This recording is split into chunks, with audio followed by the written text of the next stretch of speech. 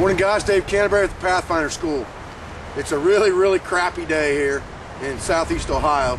It's real windy and it's been raining off and on. My boat stave is a little bit on the wet side, but we're going to work with it a little bit today anyway, see what we can do. If the wind picks up and starts affecting this mic, there might be a lot of editing in and out of this video to try to get rid of some of that for you. But I wanted to get a video posted for you today while I could. I'm supposed to have this bad weather for a few days. Now, so far with this bow, all we've used is our axe to make this bow with. We've left the bark on the back of the bow thus far, and we haven't used any other tools but our axe. Today, we're going to get into a little bit more final shaping of this bow and tillering of this bow and see how we can do that in the woods with some of the things that are available to us that we already have out here. So stay with me.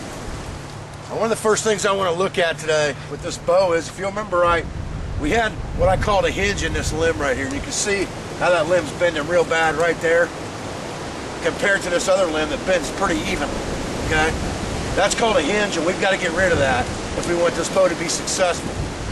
So what we're going to have to do is we're going to have to take a little bit of meat off right here in order to help that thing flex evenly along the limb and match the other side. We've already taken a little bit of beef off here, but we've got a knot right here to contend with too. So we'll try to take a little bit more off this fade and hope that we can get this hinge to go away. And we'll just do that with our axe. And I'm just going to do that by taking small, short strokes off the inside of the belly above the hinge. Now, I had a lot of guys ask me, you know, how I got this axe as sharp as it is. And we'll talk about that. It's not very difficult. A lot of it has to do with the quality of the axe that you've got. We're going to talk about that a little bit too in this video. We'll talk about quality of axes. I've got a True Temper axe I brought out here with me. I recently received a Marbles No. 9 Nesmith style axe, and I absolutely was unimpressed with that, to tell you the truth, and I'll talk to you more about that why in a little bit. But let's try to get rid of this hinge first and see if we can get this thing to have a fairly even floor tiller, and then we'll go from there. So you can see all I'm really doing now is just taking some small chunks and shavings out right above that fade, or right at the fade here, but above the hinge.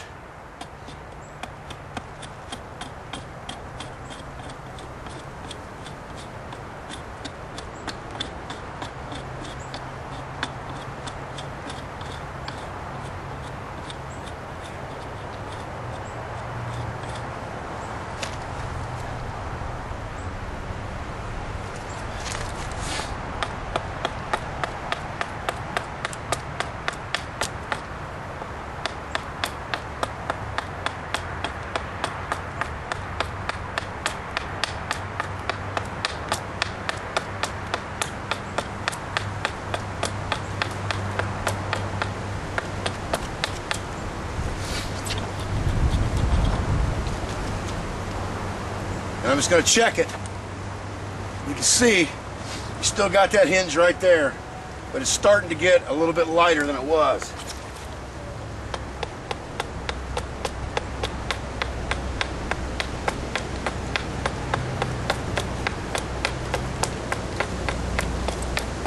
And that's part of the tillering process of a bow, is just to look at the way the limbs are bending, and places that the limbs are not bending is where you need to take meat off that limb. It's not really a difficult process, and we're not trying to make a professional bow here. We're trying to make a survival hunting bow, and there's a difference.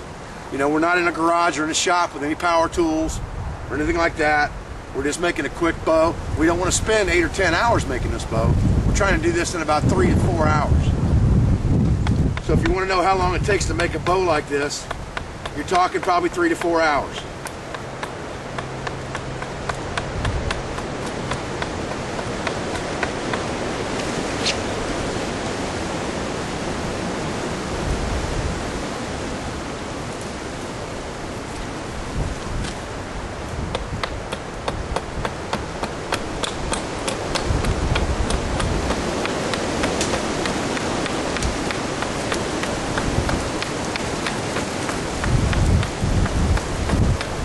I'm working a little bit off right at that knot area too, just to kind of get that limb to flex even. Still got a little bit of the hinge in there, but it's not near as pronounced as it was. So we're getting that taken care of.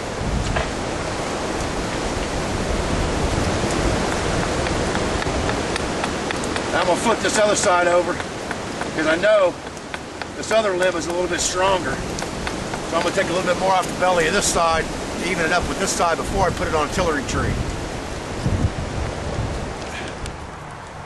Okay, now before we can put this on a tillering tree and kind of see where we're really at with everything, we're going to have to put a string on here, and for that we're going to have a couple of at least remnants of knock points in here, or string slots in the end of our bow. And I think what I'm going to do with that is I'm just going to get in my toolkit that we've got and get that small rat tail file out of there that we bought the other day and added to our toolkit. And I think I'll just use that and just throw a couple slots in here at about 45-degree angles, and I want to go down about an inch from the tip of the bow and just kind of grind a couple V slots in here just like this. For right now, this bow's not dry by any means. Actually, it got wetter because of the rain.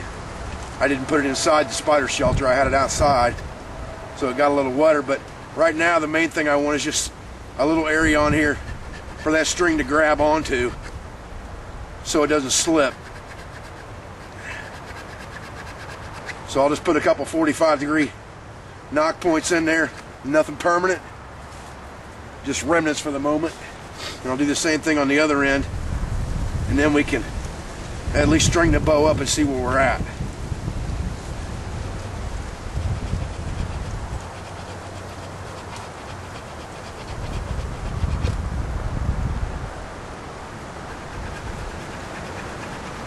And we'll have something for the string to grab onto. Now when I do this, I just use paracord usually for my tillering string, and I'll just tie a loop in one end of it and go ahead and drop that into my knock point just like that, and pull it down, twist it over a couple times so it holds just like that. And then I'll bring the other end of it up to the top and just tie like a timber hitch in that. And I'll usually try to give myself just a little bit of brace height when I do that by stepping across the bow and putting my thigh right in the center of the bow and bringing this limb in toward me a little bit. And then I'll just tie a crossing timber hitch in there to hold it while it's on the tillering tree.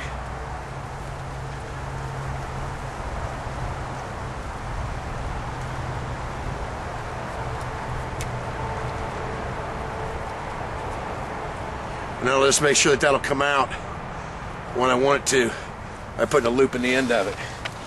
Now once I get that done, I've got to make sure that I'm in both knocks. So if I didn't get one of my knock points deep enough to hold that string, or I didn't get it twisted over enough, then that's the point. I'll take it off there right now and get it up on there and get it right,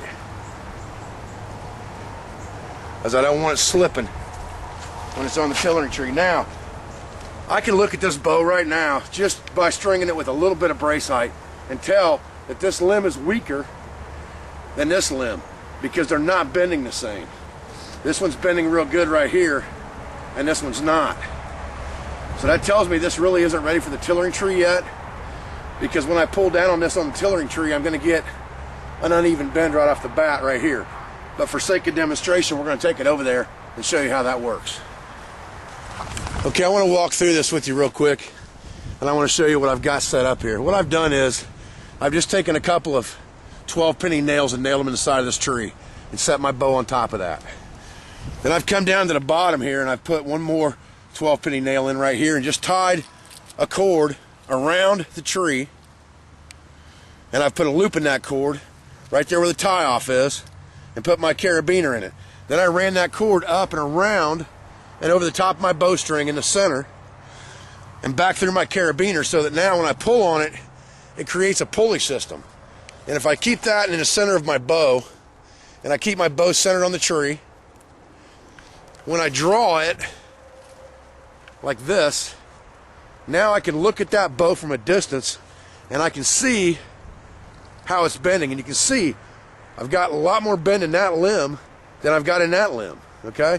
So that tells me right there I've got work to do, because I need to take more meat off of this limb to get it to bend evenly like that limb is. That limb's pretty good. I got rid of that hinge, and that was our hinged limb, and I got rid of that.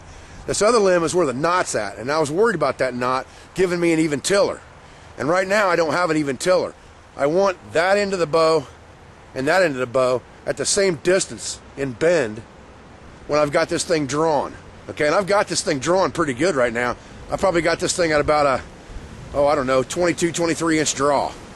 That's pretty good, considering we haven't done anything but used an axe on this bow yet. So let's let off of this, and we'll take it off the tillering tree, and we'll see if we can get that limb straightened out. Okay, let's talk real quick about axes. In the middle of this video, it started raining again a little bit, so I got underneath this tarp for a couple minutes here, let this rain blow by. And usually I'll carry two tools to use for sharpening with my axe. I carry an old broken off fine file, and I carry my Lansky puck sharpener, and it's just wrapped in a cloth, and it's coarse on one side, fine on the other. And all I'll do with that axe, somebody asked me, have I sharpened this axe while I've been making this bow? I have not. This is actually the first time, and it really doesn't need to be sharpened now. I'm doing it for sake of demonstration. It doesn't need to be sharpened. This axe, a Wetterling's axe, will stay sharp for a long, long time. That's why I use a Wetterling's axe. So I'm gonna bend this camera down a little bit here. I hope this rain's not affecting the film too much as far as the noise goes. But all I'll do, and a lot of people will tell you that you never sharpen this way. I always do. I don't know. It works for me. What works for you works for you. But what I'll usually do is I'll just set that axe up and I'll grab with my hand and I'll sharpen toward the blade, and I keep my hands away from the blade on the bottom, and I use my finger and my thumb on the top of the file to guide it, so I keep the right angle. And when it comes to axe steel, you're gonna know when you put that file on there, you'll be able to tell how hard that steel is when that axe goes across that blade, or when that file goes across the blade of that axe. And I can tell you that there is a world of difference between the steel in this axe and the steel in a True Temper axe or that Marbles number 9. Those things feel like mush against this file. I mean, they just feel like this file's just eating them away. And the Wetterlings does not feel like that. You have to struggle to take shavings off this metal with this file. And that's what you want. Then you know you got a good hard axe. And I'll take 4 or 5 strokes across that, maintaining my angle. And then I'll flip it over, and now I'll come back this way a couple times just to knock the burr off. And then I'll file this way.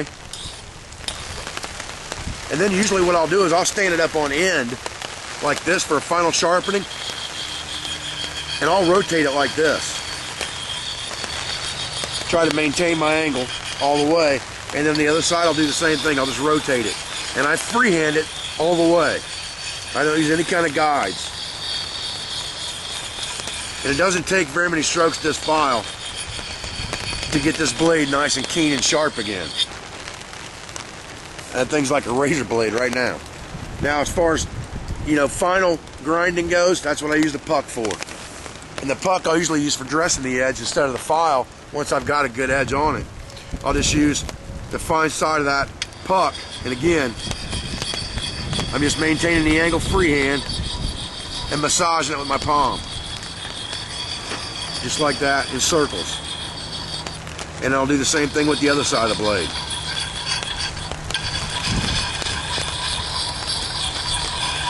And you'll get the feel for it after a while, and you'll know what the right angle is. You'll be able to feel it on the axe.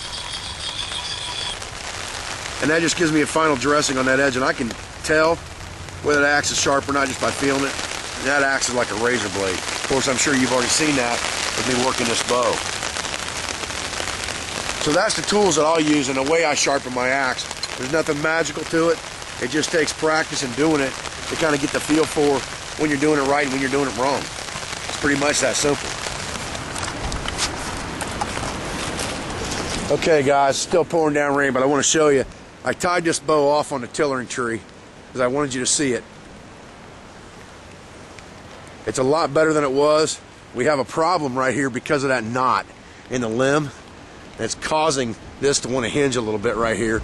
I already had a little hinge here. I've gotten rid of a lot of it. I can take some off this fade and a little bit more off this fade, and that'll fix a lot of that. It's not looking too bad on the tillering tree right now. It's not horrible, and it's drawn. Now remember that a 28-inch draw, let's get back underneath some cover here for a minute and talk about this. Okay, so you saw where we're at on the tillering tree out here in this bad weather. Now understand that, number one, we don't have that bow strung to true brace height. So that changes things as far as the draw weight that bow is right now is not the true draw weight, or what it would look like if we had a scale on there. If we put a scale in between there, whatever number that was reading would not be a true reading of what that draw weight was at 28 inches, because we don't have the bow strung to true brace height with a non-stretching cord, like some B50 bowstring or something like that. The 550 cord that we're using has some stretch to it, so it's not going to give us a true reading. On top of that, our stave is wet, so we're still not going to get a true reading or even a true tiller with a wet stave. So we're going to take this thing down off the tillering tree, put it inside the spider shelter, hope for better weather tomorrow, come back out and try to work on it again. I'll get this segment posted up for you guys so you can see what's going on, and we'll go from there.